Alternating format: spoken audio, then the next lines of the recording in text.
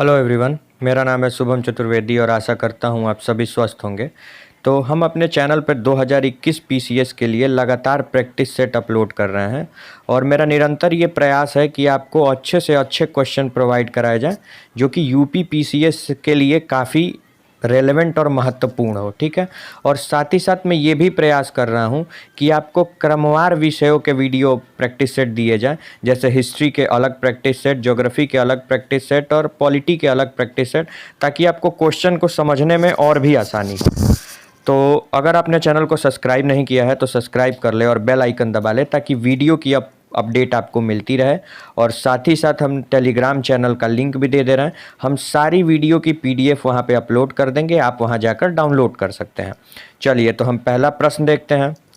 तो हमारा जो पहला प्रश्न है, इंदिरा गांधी राष्ट्रीय मानव संग्रहालय कहाँ स्थित है? ठीक है, ये पूछ रहा है कि इंदिरा गांधी राष्ट्रीय ह्यूमन म्यूजियम, ठीक है, ये कहाँ पर स्थित है? तो हमारा जो पहला ऑप्शन है इंदौर, दूसरा भोपाल, तीसरा सतना और चौथा अहमदाबाद। तो हमारा जो सही ऑप्शन है ऑप्शन 2 भोपाल। ये जो इंदिरा गांधी राष्ट्रीय मानव संग्रहालय ये भोपाल में स्थित है। ठीक, भोपाल कहाँ पे है? एमपी में। साथ ही साथ एक चीज़ और समझ लीजिए आप, एक शामली पहाड़ी है। ठीक है, एमपी के भोपाल में शामली पहाड़ी है।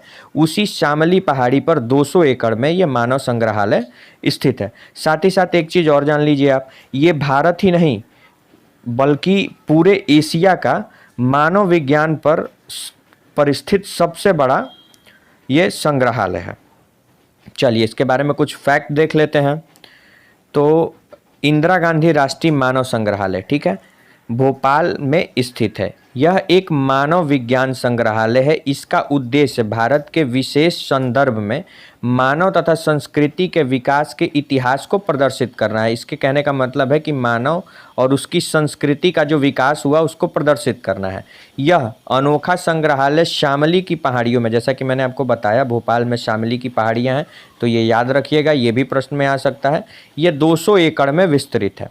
साथ ही साथ जहां 32 पारंपरिक प्रागैतिहासिक चित्रित शैलाश्रय, ठीक है, मतलब कि यहाँ पे चित्र स्थित है और यह भारत ही नहीं अपितु एशिया में मानव जीवन को लेकर बनाया गया सबसे विशालतम संग्रहालय है।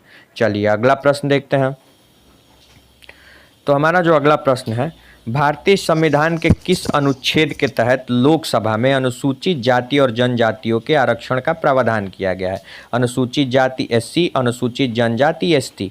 तो ये पूछ रहा है कि भारतीय संविधान के किस अनुच्छेद में एससी और एसटी को लोकसभा में आरक्षण का प्रावधान किया गया है? ऑप्शन ए अनुच्छेद 330, ऑप्शन बी अनुच्छेद 332, ऑप्शन सी अनुच्छेद 322 और ऑप्शन डी अनुच्छेद 345। तो हमारा जो सही ऑप्शन है ऑप्शन ए 330 के तहत, अनुच्छेद 330 के तहत लोकसभा में एससी और एसटी को आरक्षण का प्रावधान किया गया है। तो ये याद रखिएगा कि ये लोकसभा की बात हो रही है। भारतीय संविधान के अनुच्छेद 330 के तहत लोकसभा में अनुसूचित जाति, ठीक है, एससी और एसटी को आरक्षण का प्रावधान किया गया है। चलिए अगला प्रश्न देखते हैं। तो हमारा जो अगला प्रश्न है, अंडमान निकोबार द्वीप समूह का न्याय क्षेत्र किस न्यायालय के देखरेख में आता है, मतलब किस न्याय के अधीन है? देखिए, हम एक चीज़ आपको बता देते हैं कि भारत में कुल अभी 28 राज्य हैं और भारत में जो उच्च न्यायालय की संख्या है वो 25 है। तो अभी भी 3 राज्य ऐसे हैं जो दूसरे राज्यों के उच्च न्यायालय पर निर्भर करते हैं।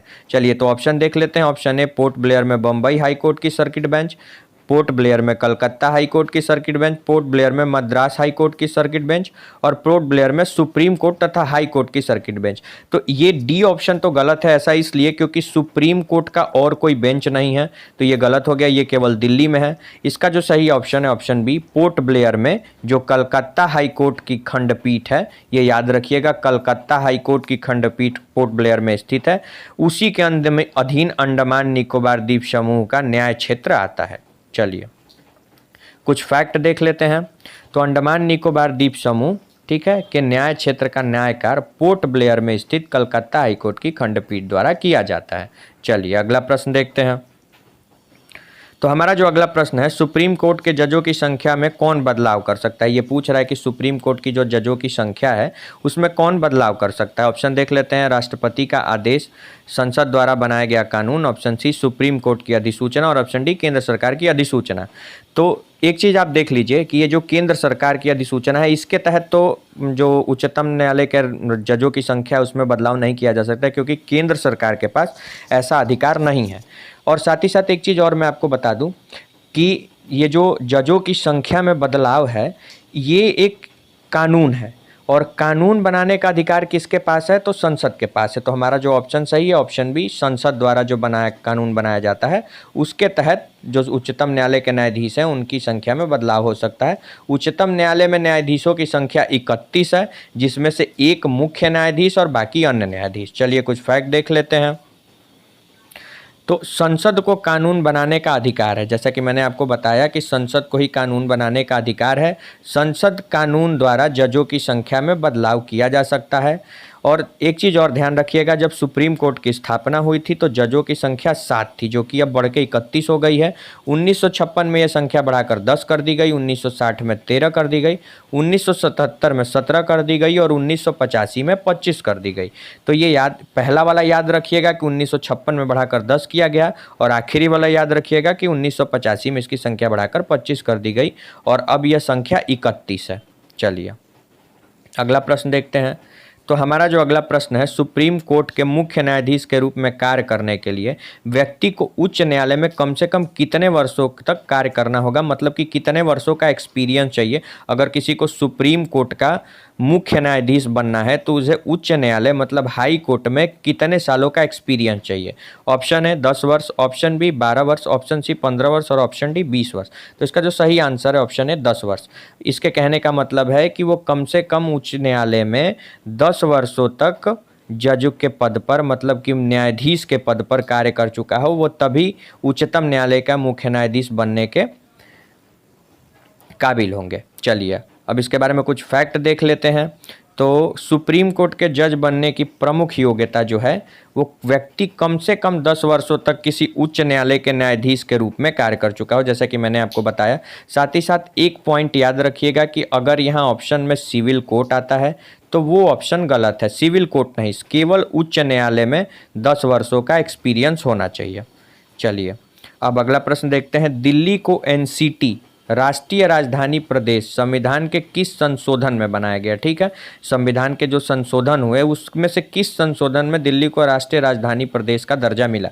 63वां संविधान संशोधन, 69वां संविधान संशोधन, 74वां संविधान संशोधन और 76वां संविधान संशोधन। ठीक है, तो हमारा जो ऑप्शन सही है वो है ऑप्शन बी। ठीक है, 69वां संविधान संशोधन में दिल्ली को राष्ट्रीय राजधानी प्रदेश का दर्जा दिया गया। ये 69वां संविधान संशोधन कब हुआ? 1991 में। ठीक है, ये याद रखिएगा।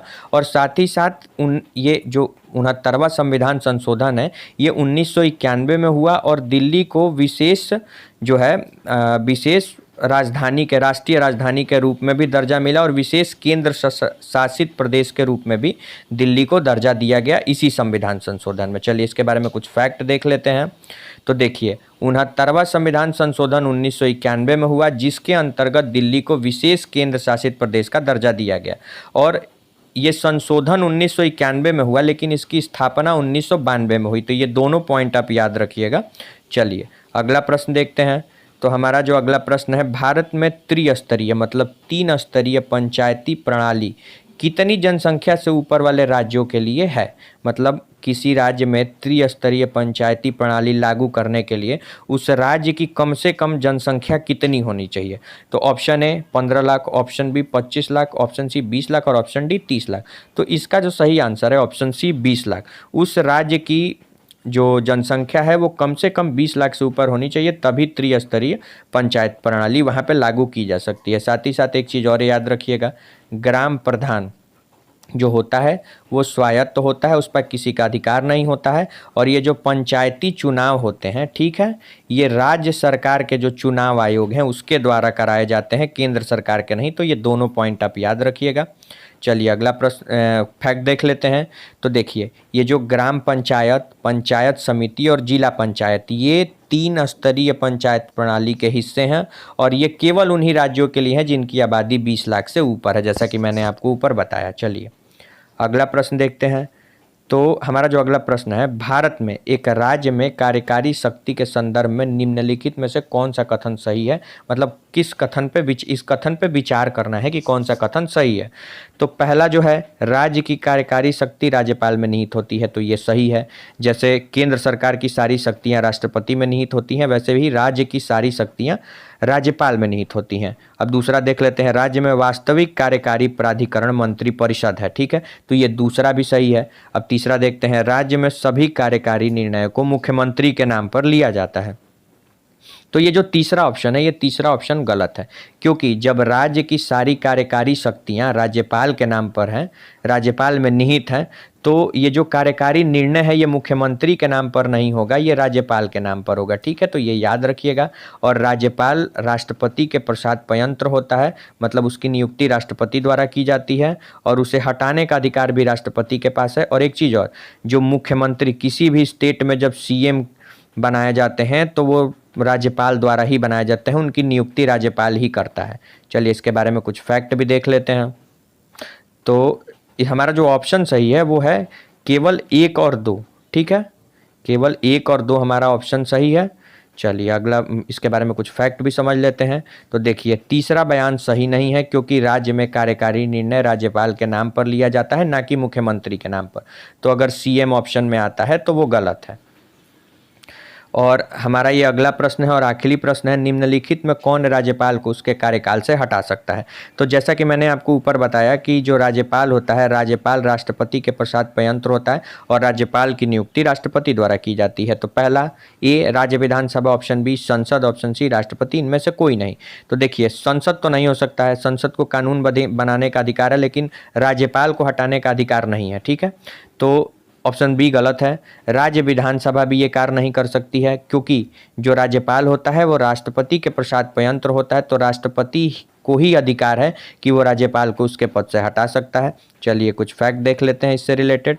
तो राज्यपाल राष्ट्रपति के प्रसाद यंत्र कार्य करता है, अतः राष्ट्रपति राज्यपाल को हटा सकता है, किसी और के पास ये अधिकार नहीं है कि वो राज्यपाल को हटा ले।